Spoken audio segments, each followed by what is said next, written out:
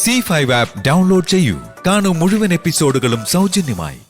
നീ ഇങ്ങനെ സമയാസമയം മരുന്നൊന്നും കഴിക്കാത്തത് കൊണ്ടാ നിനക്കിങ്ങനെ ഇടയ്ക്കിടയ്ക്ക് നെഞ്ചുവേദന വരുന്നത്. അതിനാർക്ക് നെഞ്ചുവേദന?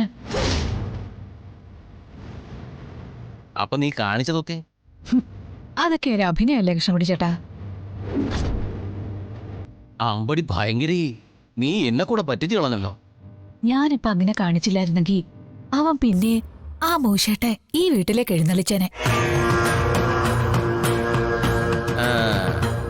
10 പൈസക്ക് ഉപകാരമുണ്ടോ? അതുമില്ല. അപ്പൊ ഞാൻ പഠിപ്പിച്ചു തന്നതുകൊണ്ടൊക്കെ ഗുണമുണ്ട് നിനക്ക്. നമ്മക്കെന്ന് പറയും.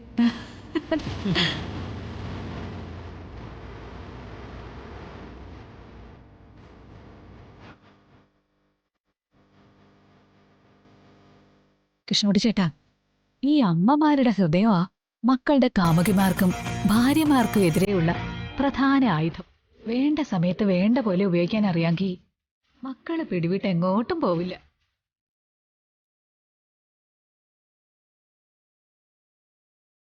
ഒന്ന് പതുക്കെ പറയടി, അവനെ ഞാൻ കേൾക്കോന്നേ.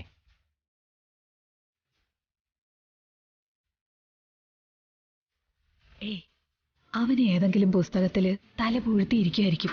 നിന്റെ ഒരു കാര്യം.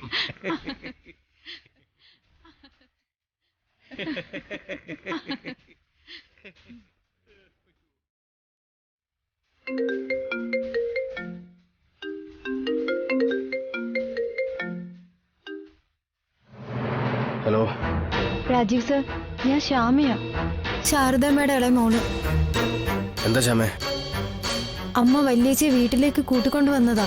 പക്ഷെ ഇപ്പൊ വല്യേച്ചി എവിടെങ്ങും കാണാനില്ല. അമ്മ വല്യേച്ചി ഒരുപാട് വഴക്കു പറഞ്ഞു, എല്ലാവരുടെ മുന്നിൽ വെച്ച്. കുറേ നേരം വീട്ടിലേക്ക് കയറാതെ നിൽക്കുമായിരുന്നു. പിന്നെ നോക്കിയപ്പോ കാണാനില്ല. ഫോണൊക്കെ ഇവിടെ വെച്ച് എന്തോ തീരുമാനിച്ച് ഉറപ്പിച്ചു പോയതുപോലെയാ. എല്ലാവർക്കും മുന്നിൽ നാണം കെട്ട വിഷമത്തില് വല്യേച്ചി എന്തെങ്കിലും കടുകൈ ചെയ്യുമെന്നോ? ശ്യാമ ഫോൺ വെച്ചോ, ഞാൻ ദാ ഇപ്പൊ എത്തി.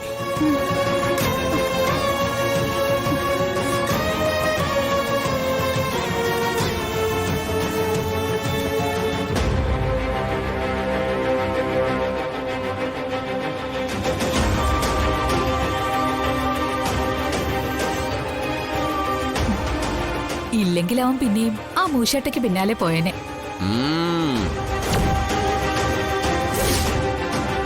എനിക്കിത് ആരോടെങ്കിലും പറഞ്ഞൊന്ന് ചിരിക്കാതെ വയ്യ. ചിരിക്കാൻ ഞാനും കൂടെ കൂടട്ടെ?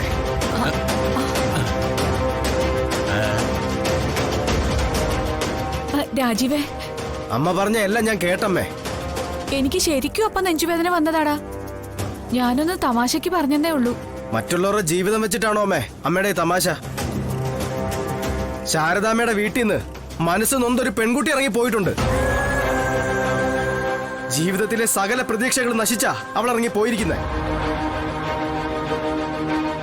കുളത്തിലേക്കോ കായലിലേക്കോ കടലിലേക്കോ എവിടേക്കാന്ന് അറിയത്തില്ല. ഒന്ന് മാത്രം ഞാൻ പറയാം, അവക്ക് എന്തെങ്കിലും സംഭവിച്ച വീഴുന്നത് ഒന്നായിരിക്കില്ല, 2 ശവമായിരിക്കും. ഡൗൺലോഡ് ചെയ്യൂ C5 ആപ്പ്. കാണൂ എല്ലാ എപ്പിസോഡുകളും സൗജന്യമായി.